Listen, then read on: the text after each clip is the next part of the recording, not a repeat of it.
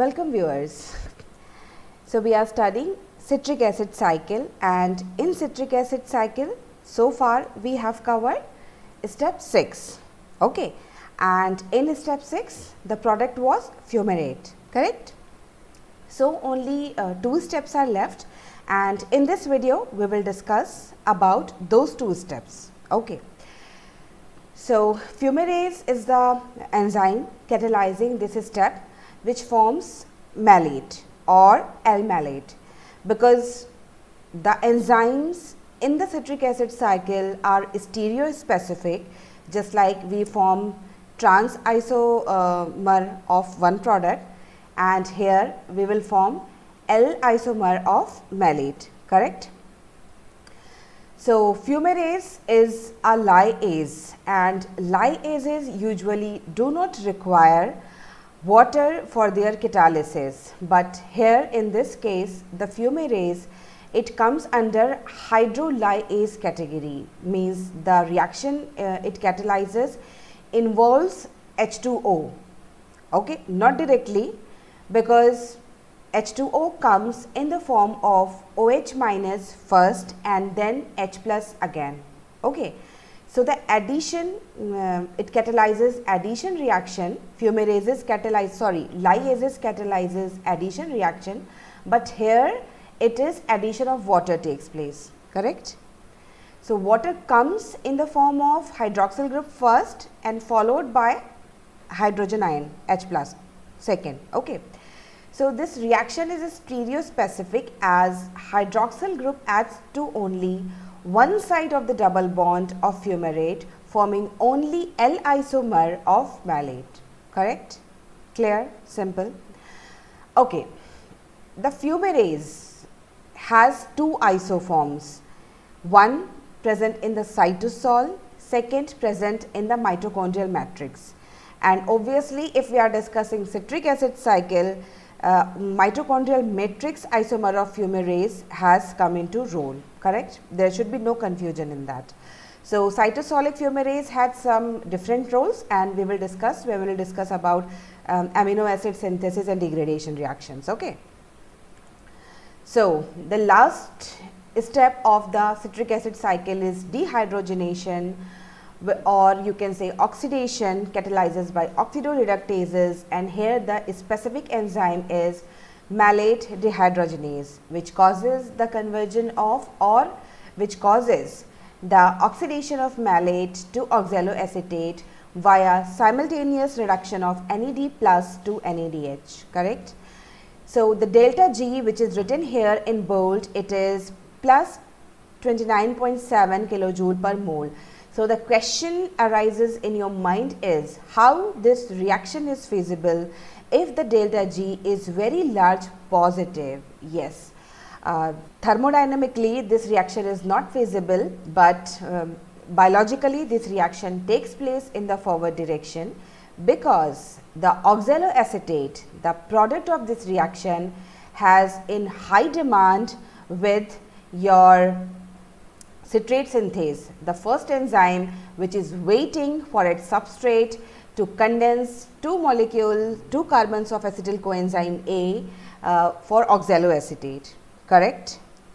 Again I am repeating, this reaction will go in the forward direction because as per Le-Chatelier principle, if the product of the reaction is in high consumption for the next step, then this space is empty, and this emptiness is further fulfilled by the substrate which is undergoing enzymatic reaction to convert into the product. And we have discussed the same time of reaction when we were discussing TIM, triose phosphate isomerase of glycolysis. In that the reaction was having very high positive delta G, but since the product of the reaction is in high demand, I think you have remember the reversible conversion of DHAP to GAP, okay.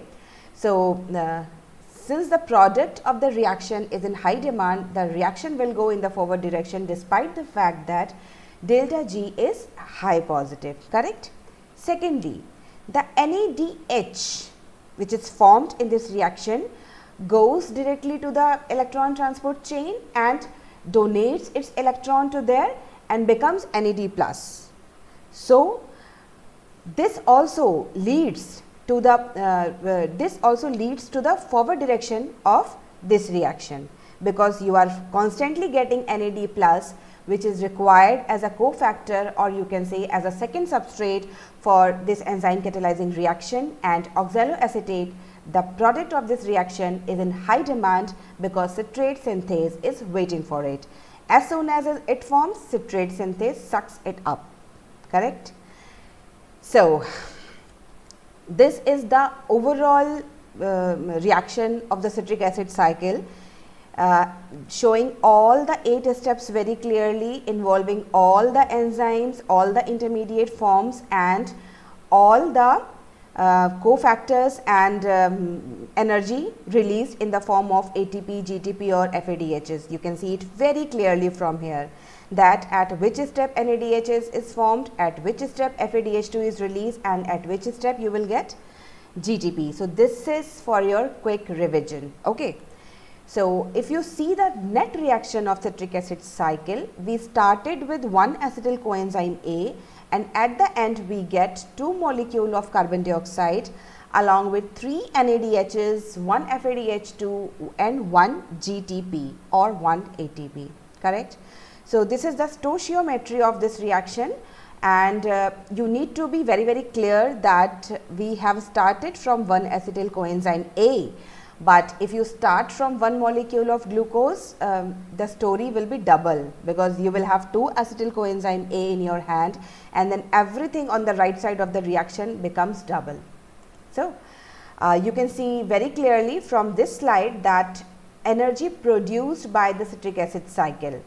First, 4 pair of electrons or 8 electrons are transferred during one turn of the citric acid cycle, in which 3 pairs are required for reducing 3 NADHs to 3 NADH and 1 pair to reduce FAD to FADH2, correct. 4 pairs of electrons are, or 8 electrons are transferred in this cycle. Second, oxidation of 1 NADH by electron transport chain leads to formation of approximately 3 ATP, correct, and oxidation of 1 FADH2 by the ETC leads to the formation of 2 ATP. These are the basic equivalents you need to feed in your mind, that 1 NADH is equal to 3 ATP and 1 FADH2 is equal to 2 ATP, correct. So, ATP produced by complete oxidation of 1 acetyl coenzyme A, if you want to calculate this.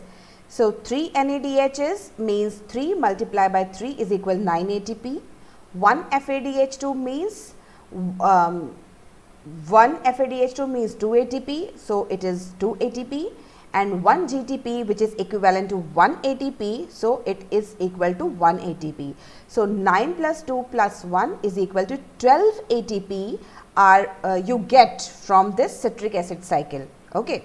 And these ATPs you will get from the electron transport chain despite this GTP, because GTP is readily convertible to ATP, but these two equivalents need to go to electron transport chain to donate their electrons and form ATP, correct. ATP synthesis is not the easy process, rather it is a complex one, and after this cycle we will study the electron transport chain only, okay. So, if we talk about 1 glucose, so 1 glucose will yield 2 acetyl coenzyme A molecule. So, these 12 ATPs will go into double. So, you will get 12 multiplied by 2 is equal 24 ATP through citric acid cycle if you start from 1 molecule of glucose, correct. Do not confuse with the ATP produced during glycolysis, because here I am not discussing about those ATPs, correct. Okay. So, if we want to start from the calculation of ATP through complete oxidation of 1 pyruvate, correct. The last product of glycolysis, it is the pyruvate, and pyruvate directly does not enter into the citric acid cycle, rather it forms acetyl coenzyme A. and we have discussed in the pyruvate dehydrogenase complex. This reaction we have clearly discussed and know every detail about this reaction. So, if you remember, it is NADH produced during conversion of pyruvate to acetyl coenzyme A, correct? So, 1 glucose yield 2 pyruvate. So, 2 pyruvate when lead to production of 2 acetyl coenzyme A lead to the formation of 2 NADHs, correct? So, the complete oxidation of 1 pyruvate yields 4 NADH, 1 in NADH by PDH and 3 in the citric acid cycle. So, it is equivalent to 12 ATP. So, 1 FADH2 is equal to 2 ATP, 1 GTP is equal 1 ATP. So, on an average 12 plus 2 plus 1 is equal 15 ATP. So, if you are not getting clear by this equation, just remember 1 acetyl coenzyme A is equal 12 ATP of citric acid cycle, and pyruvate to acetyl coenzyme A conversion further gives 1 NADH, and 1 NADH is equal to 3 ATP. So, 12 plus 3 is equal 15 ATP. Clear?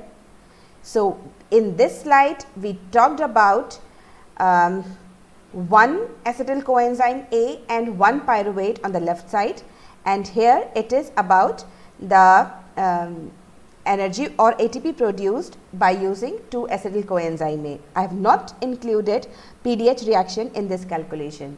So, in your exam anything can be asked, means starting from 1 molecule of glucose, or starting from step 6 of glycolysis, or starting from 1 pyruvate, or starting from 2 acetyl coenzyme A's. Okay.